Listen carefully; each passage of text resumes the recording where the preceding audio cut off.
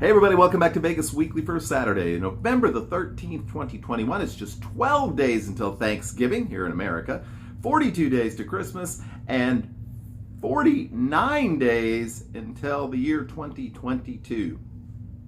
Can't get this kind of information on most Vegas shows, and there's a reason probably. Anyway, today on the program, gonna have a number of little quick hits. Not the game. I like that game. But not that game. Now we're going to have a few quick hits on the sort of news and notes category. And then we're going to continue our strip walk as we work our way back to the south through one of the largest hotel complexes anywhere in the world. So that's quite a teaser right there. A reminder, we are doing our monthly live stream this coming Wednesday night at 6 o'clock Vegas time. We'll put up a thumbnail sometime, probably tomorrow, sometime on Sunday evening. So I hope you can join us for that. We're going to talk about a couple of things. We're going to review our two most memorable trips to Las Vegas in some detail, because we should remember them, shouldn't we? And then we have a big announcement coming up about Vegas 2022. Well, it'd actually be Vegas 49, I think. Yeah, something like that. So, yeah, we'll have a big announcement coming up about our next Vegas adventure. All of that on the coming show. Speaking of things that are coming up over the next 6 weeks or so as we make our way towards the end of the year, during the month of December, we are going to be doing some sort of kind of a retrospective, I guess you might say, on the year 2021 and on different aspects of Las Vegas. We're not really going to do like an awards show. I said I've joked we should do a show called the Vloggies and give away awards for particularly impressive work in the area of Vegas vlogging, and I may feature a few vlogs that I think were particularly impressive, talk about some big news stories from the year, talk about some best ofs in my humble opinion. So we'll look at that coming up in the month of December. If you got any ideas of some topics you'd like us to cover here on the show during the month of December that kind of harken back to the rest of this curious 2021 year, let me know in the comments below. Now, last week we spent quite a bit of time talking about the potential sale of the Mirage, which, in case you missed it, the MGM has announced that they are planning to sell the property. The rumor this week was that one of the representatives of the Seminole tribe who own the Hard Rock casinos was in town talking to the head of MGM, Mr. Hornbuckle, I think is his name. I don't know that I can confirm that rumor, but it would certainly not be surprising, as they are one of the names that continues to come up basically in relation to any potential sales around Las Vegas. The Review-Journal did a pretty standard piece basically covering the same stuff that gets covered all the time. It seems like it's either the Hard Rock folks or it's potentially Penn National looking to get back on the Strip. Those are the names that keep popping up in a relationship both to the Mirage and in relationship to a possible sale from Caesars. I do wonder, particularly in relationship to Caesars, whether or not the asking price on some of these properties is a bit unrealistic and that they may be overvaluing their asset. And we'll see if MGM has the same problem in relationship to Mirage, but we'll keep you informed. There have been a lot of food-related things that have happened in Vegas over the last few months, and we really haven't talked about them because we didn't think you'd really care. But we'll touch on them anyway today. Completely surprising pretty much everybody, and it's been several months since this happened, we saw the reopening of buffets at both the Luxor and Excalibur. Not because anybody had ever demanded that this occur, although I'm sure some people probably did ask about it.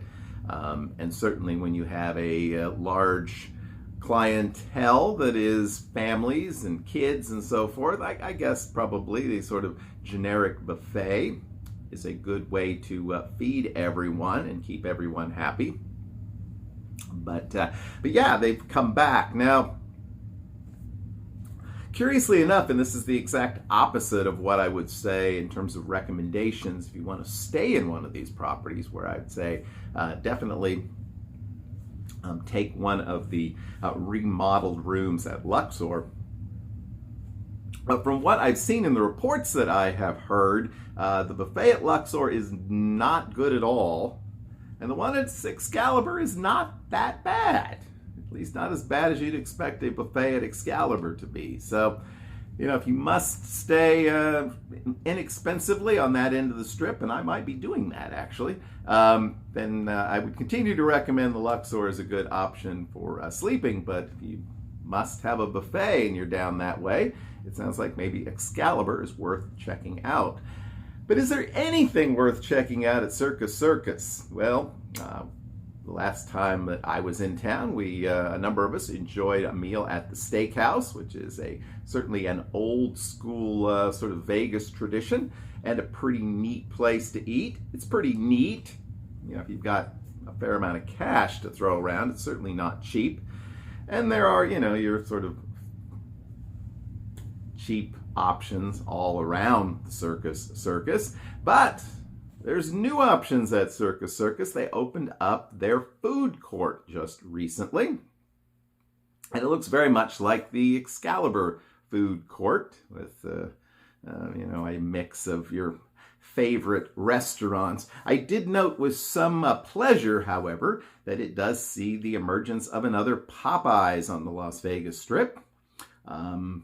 In some ways, perhaps making up for the disappearance of the beloved Popeyes at the Miracle Mile shop not so long ago, and also the one at the Seagates, Terminal 1 at the airport disappeared not too long ago. So, you know, if you're in Vegas and you must have some Popeyes and you're towards the north end of the strip, then maybe Circus Circus is the place to go. I definitely will, the next time I'm in the area, we'll definitely stop in there and kind of look around and see what they've done there. But, all right, we're going to take a quick break. When we come back, we're going to talk about a property that has a lot of food options, from the low end to the high end, and just a lot of options, period. One of the largest hotel complexes anywhere in the world, and we're going to talk about how you can best get around. Coming up next. Oh, sorry, got me having a bit of coffee here. All right, so as many of you know, who are regular viewers of this show, we've been walking up and down the Las Vegas Strip, a virtual strip walk. And last week, we took a stroll around Wynn and Encore, as well as the Fashion Show Mall. And we're making our way back down south, more or less, on the Las Vegas Strip.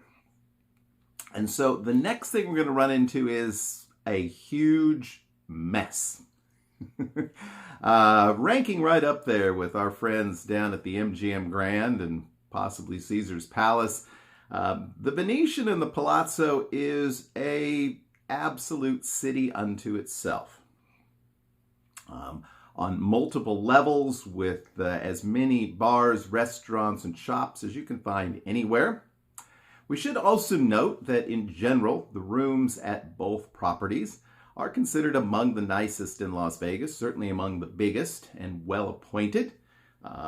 More or less suites, though not quite in the traditional sense of the word, but the rooms are kind of on multiple levels and definitely give you the perception of multiple rooms. The criticism that people have often leveled against Venetian and Palazzo is that while on the surface of things, it's quite beautiful, particularly, you know, I think the registration area at Venetian is one of the most striking areas to just walk through anywhere in Las Vegas, but that some of the little touches and some of the maintenance pieces are maybe not at the same level that you would get at a place like, say, Wynn. That being said, Venetian Palazzo have its many admirers, as well it should. It is a beautiful property, and the rooms there are beautiful, and there's numerous places to eat, as I've mentioned. Excuse me, if you include the Grand Canal shops and all the food courts and so forth, I couldn't even begin to count it all up.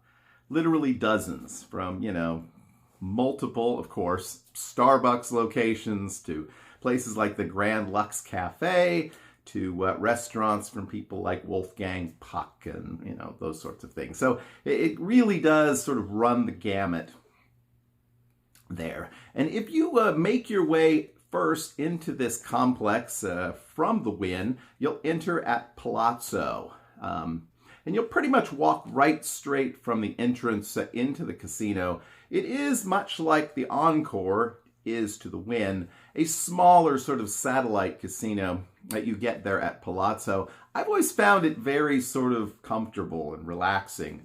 It's typically not nearly as busy. It's also much easier to navigate because it's not so large. Venetian can get very, very confusing. So I kind of dig the vibe, but there are those that think it's kind of bland, generic, and I guess it kind of is. If you just continue to walk through Palazzo, you'll, as you exit, you'll enter a wonderful place for photographs. If you're into the Instagram, if you want to gram something, there's a beautiful waterfall display and a big spelling out of the word love. And everyone wants a picture here, which is something you'll notice as you as you want a picture yourself. You'll probably have to wait a while to get that ideal shot. From here, you could also, if you'd like, take a escalator up to the second level. If you want to do that, that's fine. The second level is on that end is a little bit less spectacular, but eventually you make your way into the meat of the Grand Canal shops that way. But you'll have numerous opportunities as you go along to access the second floor, so you needn't feel the need to do it here. But it does give you kind of a nice vantage on the waterfall and the sign. You'll then continue down a more or less pretty straight hallway that is referred to as Restaurant Row, where you have a number of top-end eateries there at Venetian Palazzo. You also have the sort of restaurant/nightclub Tao is in that Restaurant Row. I think you have like Yardbird, which is kind of a middle brow sort of place with sort of southern themed food. But, again, trying to name all the restaurants that you'll run into at Venetian is more or less impossible. Once you sort of exit out of that area, you'll get into the much larger, much more confusing Venetian Casino, a place I've never had much luck and never honestly spent much time. But certainly it has all the games that you could possibly want to play. And if you play them at a high enough level, perhaps you'll be have an opportunity to stay there at the Venetian and Palazzo free of charge, or, well, really it wasn't free, but in any case. But again, certainly has all of the tools and toys you might need. If you continue on past the casino, you'll eventually get into the long sort of hallway that leads down to registration, which I alluded to a few minutes ago as really one of the most beautiful spots in Vegas. So again, another very Instagrammable sort of area inside of this great property. So definitely check that even if you're not checking in. And again, once you're at the Venetian, you'll have the opportunity, if you want to go upstairs and check out the Grand Canal shops. I often group shopping in Las Vegas into the places no one ever buys anything and the places where, you might conceivably buy something. You've got Miracle Mile, Fashion Show over here. You've got places like Wynn and Bellagio and Crystals over here. The shops at the Grand Canal shops at Venetian are kind of fit somewhere in the middle. There's a wide range of different options there, so you might actually find something you want to buy. You'll also, as you wander through, you'll be able to check out the one of the gondola rides that goes through the center of that shopping complex. It's really a pretty cool shopping area. And again, plenty of little eateries and inexpensive ones. You've got a big food court there, so definitely worth checking out if you just want to grab something inexpensive in that area. And of course, once you make your way all the way through the Venetian and the Grand Canal shops, you'll want to exit out through the sort of main entrance there, which is made up to look like the St. Mark's Square area in Venice. And it does kind of look that way, really. It's a pretty good job of creating that illusion. And again, plenty of Instagrammable moments there if you want to take some photos there, the little Rialto Bridge. And ultimately, that'll take you back down to the Strip. You'll be able to make your way to a number of much more modest properties, but not until next week. Anyway, I hope you're enjoying our Strip Walk segment, and we'll continue that, as I mentioned, next week. Again, live stream Wednesday night, so no Wednesday show. And then we'll be back again, as always, next Saturday with another episode of Vegas Weekly. Until then, I hope you have a great, lucky, and healthy week. We will see you soon. Bye-bye.